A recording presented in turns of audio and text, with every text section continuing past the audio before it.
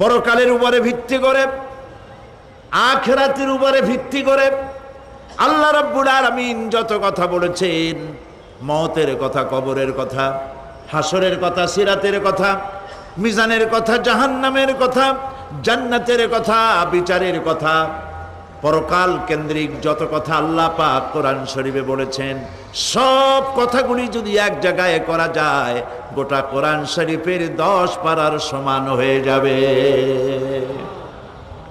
সম্ভবত কোরআনে কারিমের এমন কোন রুকু, এমন কোন পাতা নাই যেখানে আকারে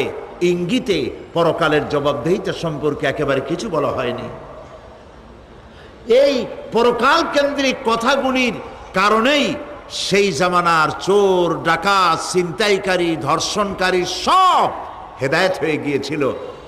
আর মানুষগুলি পৃথিবীর সর্বশ্রেষ্ঠ